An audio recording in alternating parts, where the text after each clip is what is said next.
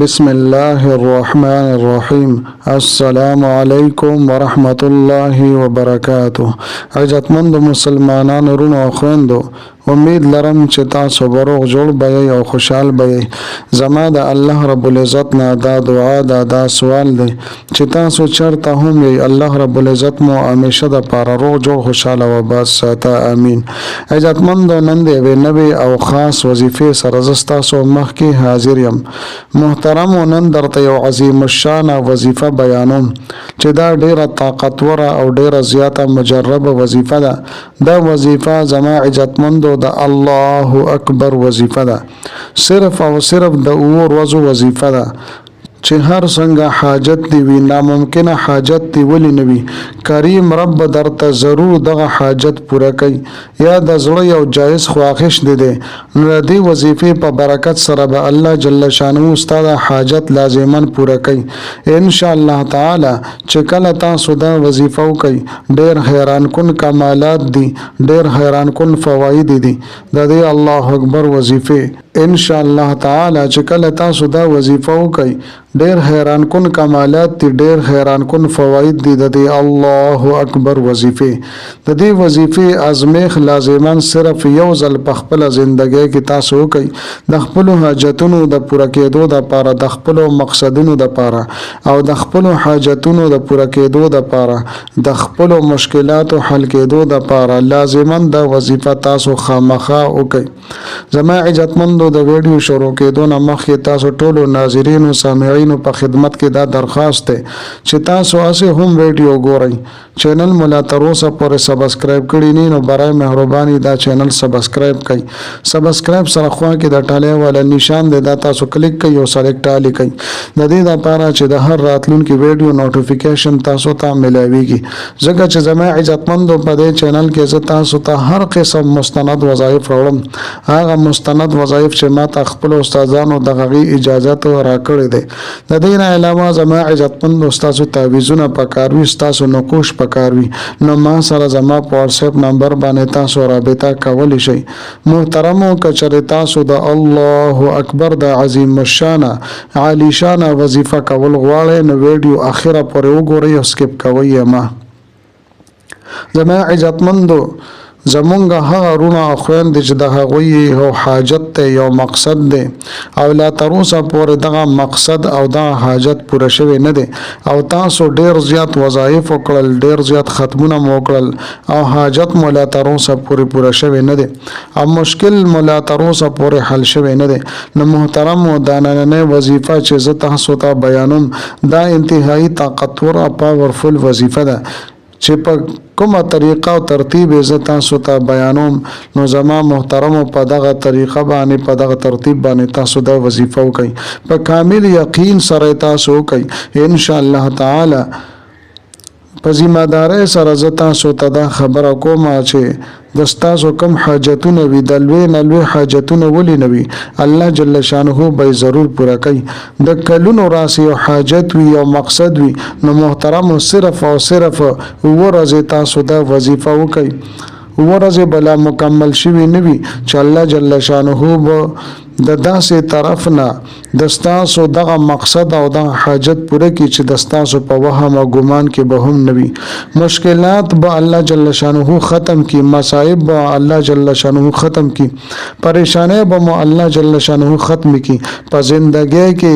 مسمره تکالیف دي دا به الله جل شانه ختم کی. خو شرط دا د زما محترمو چې په کامل یقین سره، کامل توجه سره تاسو دا وظیفه وکړئ. دا دومره انتهایی طاقتور او پاورفل وظیفه ده، تر اوسه پورې چې چا هم کړی ده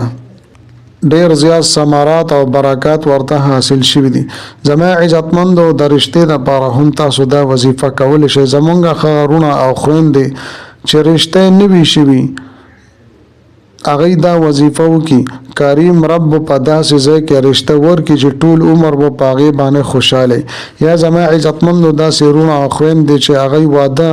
نه دی شوی، کویدنې شوې ده، واده لا نه دی شوی، اسباب ورته نه برابرېږي، نو زما محترمو تاسو دا وظیفه وکئ. الله رب العزت به تاسو ته غیبي اسباب مهیا کړي او ستاسو د واده بندوبست وشي. دین علاوه زما عزتمن دوست تاسو کاروبار د په کاروبار کې د تکلیف ته پریشانی ده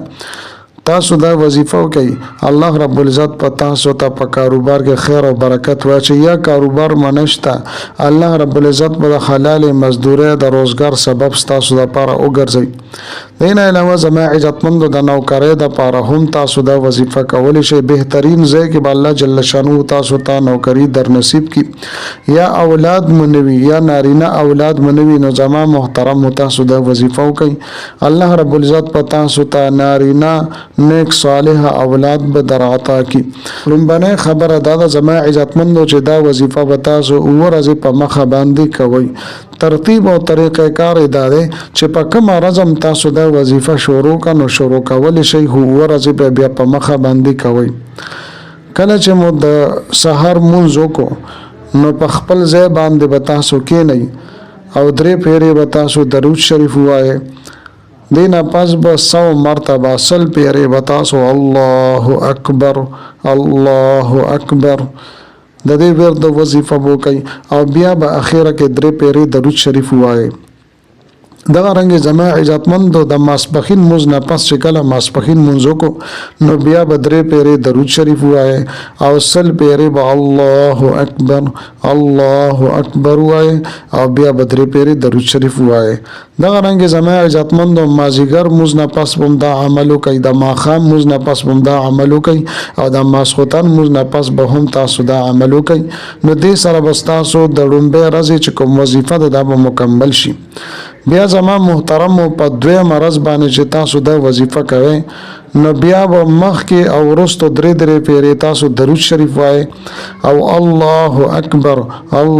اکبر دا به 200 پیری 200 مرتبه 200 پیری به تاسو دا وایي دغه رنګ د پینځو منځو نه پس به تاسو